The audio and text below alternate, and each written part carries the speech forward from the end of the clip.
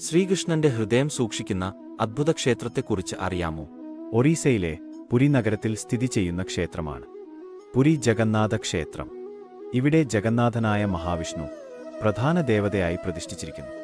ഈ ക്ഷേത്രത്തിലെ പ്രത്യേകത എന്ന് പറയുന്നത് തടിയിൽ തീർത്ത വളരെ വ്യത്യസ്തമായിട്ടുള്ള വിഗ്രഹങ്ങളാണ്. ശ്രീകൃഷ്ണന്റെ മാത്രമല്ല, അദ്ദേഹത്തിന്റെ സഹോദരങ്ങളായ സുഭദ്രയുടെയും ബാലഭദ്രയുടെയും വിഗ്രഹങ്ങളും അവിടെ കാണാൻ കഴിയും.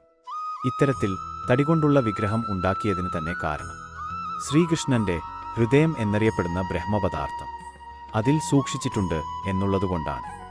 വേടന്റെ അമ്പുകൊണ്ട് മരിച്ച ശ്രീകൃഷ്ണനെ പിന്നീട് അന്തിമ സംസ്കാരവും ആ വേടൻ തന്നെയാണ് ചെയ്തത്. ആ ചിതക്കുള്ളിൽ ശ്രീകൃഷ്ണന്റെ ഹൃദയഭാഗത്തിരുന്ന ആ ഒരു വസ്തു വളരെയധികം പ്രകാശം അവിടെ കാണപ്പെടുകയും ചെയ്തു. വേടൻ ഒരു തടിയിൽ ഇത് വെച്ച് ഒഴുക്കി വിടുകയായിരുന്നു. നദിയിലൂടെ ഒഴുകി ഇത് എത്തിപ്പെട്ടത് പുരിയിൽ ആയിരുന്നു. അന്ന് ഗുപ്ത സാമ്രാജ്യത്തിലെ അവനിയിലെ രാജാവ് ഇന്ദ്രദ്യുമനായിരുന്നു.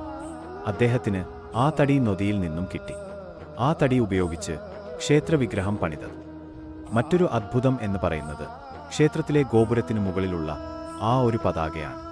കാറ്റിനൊപ്പം എല്ലാ പതാകകളും സഞ്ചരിക്കുമ്പോൾ ആ പതാക കാറ്റിന്റെ എതിർദിശയിലേക്ക് ആയിരിക്കും എപ്പോഴും സഞ്ചരിക്കുന്നത്.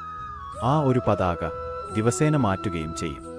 കൂടാതെ ദിവസവും ഉണ്ടാക്കുന്ന അന്നദാന പ്രസാദം ഇന്നുവരെയും അധികമോ കുറവോ വന്നിട്ടില്ല എന്നുള്ളതാണ് ഏറ്റവും വലിയൊരു അദ്ഭുതം.